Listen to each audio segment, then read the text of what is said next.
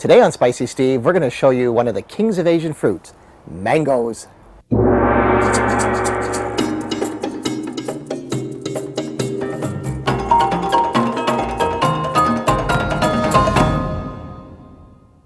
Well, they say that frames make a man look more intellectual.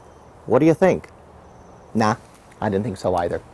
Anyway, today we are covering mangoes on Spicy Steve, and these are one of my favorite fruit, one of the most popular fruits in Southeast Asia and in the rest of Asia. They go back about 4,000 years. They're one of the oldest known tropical fruits and originated in India and Burma.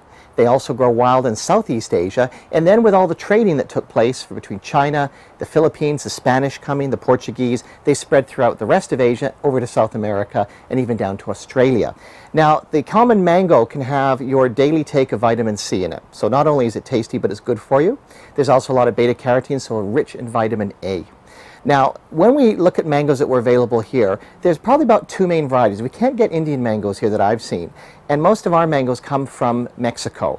The nice thing, though, is they are growing a lot of Asian varieties in Mexico now, so you don't have to pay those top dollar for the old Manila mangoes from the Philippines. You can actually get Manila mangoes grown now in Mexico, and they're my favorite. They're the yellow, smaller ones, and they're very tender, very lush fruit, and they tend to be a little bit more expensive.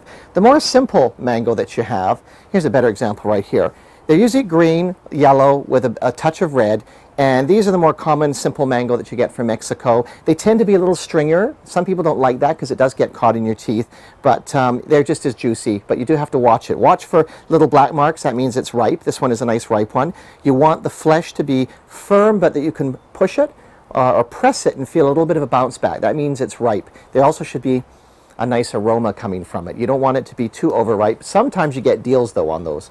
Now, I want to show you how to cut them. You can either take a peeler, but they do have a rather thick peel, or you can actually take a knife and score it at the top, across each way, comme ça, and you can actually peel back the top flesh and pull it off that way. A little bit messier, but finger-licking good. Now, how you can serve it, you can obviously slice it once you've peeled it off, and it can be a little bit messier because it's got the stone in the middle, but I'm going to show you how to serve a mango a little more elegantly. Cut around the stone, which is in the center, so you just draw around the sphere like this. Now, take your knife, and what you have to do is away from you so you don't cut yourself. Find where the stone is, and bring your knife down. A good filleting knife works well for this, on one side of the stone, then on the other side. And what you do is you break your mango open like this. Now, you need to have a nice fresh mango that's not too soft. And what you do is you basically run slices through the mango so they're serrated like this, and just across like that, not all the way down to the skin. And what you want to do is then you want to fold it open. And you have what I call a pineapple mango.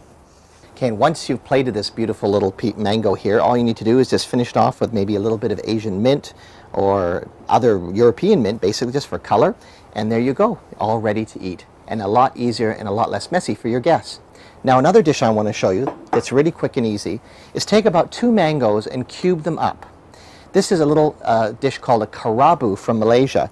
Kerabus are salads, but what makes them distinct is there's a little bit of chili. But don't be afraid, because it's mixed with fresh herbs, and that chili is just a little bit, a hint to tantalize your taste buds. What you need is 2 ripe mangoes, cubed and put into a container such as this. Fresh Asian mint, and again about ½ a cup. And the other thing I like to use, I'll tell you my secret, is I like to also use coriander. And mix the two together. So all we're going to do is just coarsely chop this up, toss it in with your mango, take a little bit of sambal olak, which is a chili paste, a pure chili paste that's got a vinegar base, so there's no oil in it, maybe a ¼ teaspoon, just a little bit hint in here, and then all we're going to do is toss it. And again, coriander goes well with the mint, or separate, depending on what your preference is. And there you have, whoops, lost some there for the cat, a fantastic mango Kerabu, which will knock your socks off. You've got sweet, you've got mint, you've got a little bit of chili just to tickle your tongue, and this is one that your guests will love. For Shaw TV, I'm Spicy Steve. For recipes and information on cooking classes, visit spicysteve.com.